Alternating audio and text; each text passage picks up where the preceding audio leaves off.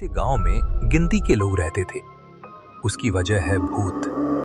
गांव वालों को लगता है उस गांव में भूत है। जो उसे देखता है वो इंसान इस गांव से गायब हो जाता है। ऐसे ही दीपक नाम का लड़का शहर से अपनी लॉ की पढ़ाई खत्म करके अपने गांव आता है। जैसे ही वो गांव में अपना कदम रखा, उसे कुछ अजीब सा महसूस होने लगा। वो घर की ओर बढ़ ही रहा था कि अचानक से उसे एक घना जंगल दिखा। वो सोच में पड़ गया कि उसके बचपन में वो जंगल तो था नहीं, लेकिन अचानक से यहाँ जंगल कैसे आ गया। इसी बात का पता लगाने वो गांव के कुछ पुराने लोगों से बात करने लगा।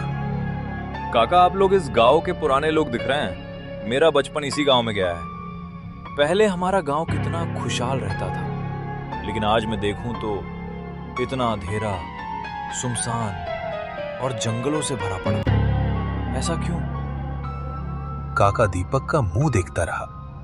वो उठकर वहां से चला गया। दीपक ने उसे रोकने की कोशिश भी की, पर वो काका रुके नहीं। रात को दीपक गहरी नींद में था। अचानक से उसके ख्वाब में वही घना जंगल दिखा, पर इस बार वहां उसे कोई दिखा, खड़े रहकर उसे बुलाते हुए। दीपक उसके सामने खड़ा था। वो दीपक को अपने वश में कर दिया। दीपक को घने जंगल में लेकर जा रहा था, लेकिन अचानक से उसकी नजर एक जमीन पर पड़ी। जैसे ही दीपक उसके आगे बढ़ा, अचानक से किसके चिल्लाने की आवाज आई और दीपक की आंख खुल गई। दीपक सोच में पड़ गया कि अचानक से उसके ख्वाब में वही घना जंगल क्यों दिखा, और जंगल के अंदर वो जमीन। दीपक को वो जमीन के बारे में पता लगाना ही था। अगले दिन दीपक उस जंगल की ओर निकलता है। इस बार गांव वाले काका उससे पूछते हैं, बेटा, बहुत जल्दी में हो, इतनी परेशान हालत में कहाँ जा रहे हो? लेकिन इस बार दीपक कुछ जवाब नहीं देता है। दीपक चुपचाप जंगल की ओर बढ़ता है। जैसे जैसे जंगल गहरा होता है, वैसे वैसे दीपक का डर और बढ़ने लगता है। कुछ देर चलने के बाद आखिर उसे वो जमीन दिख ही जाती है। जैसे ही वो जमीन की ओर जाता है, एक तेज हवा का झोंका चलता है और उस जमीन के पास वही आदमी बैठा होता है जो दीपक को उसके ख्वाब में आया था।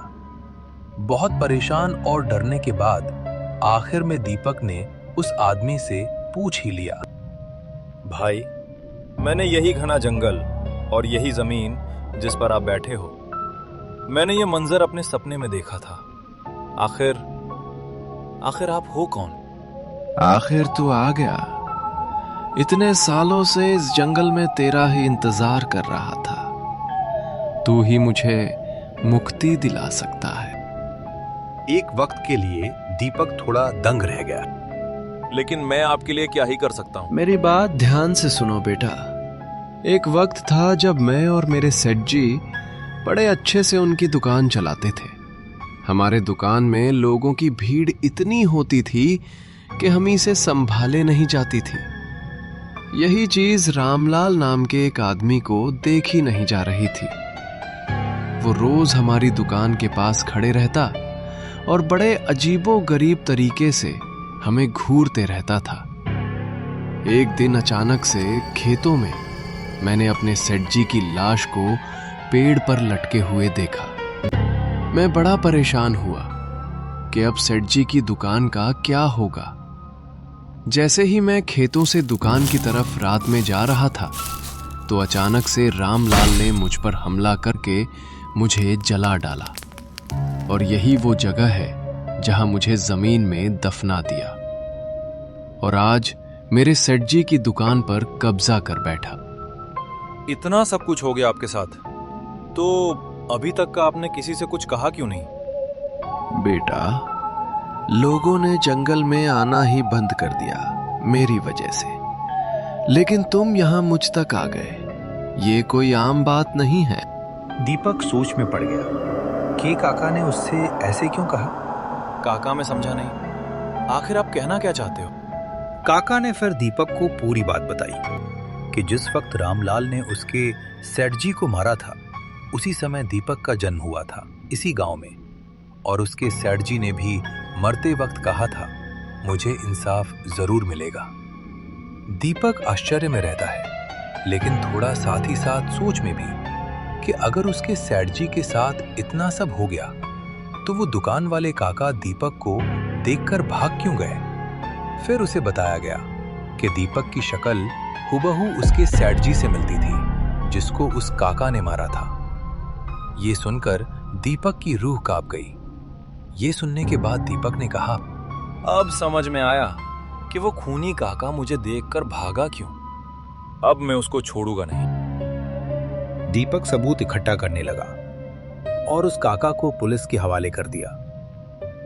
आखिर में दीपक ने उस सेठ जी और उस काका का अंतिम संस्कार कर दिया और उस दुकान की जिम्मेदारी उसी सेठ जी की मां शकुंतला देवी को दे दी। ये देखकर शकुंतला ने कहा, आज मेरा बेटा बड़े सुकून में होगा। ऊपर वाला तुम्हारा भला करे बेटा।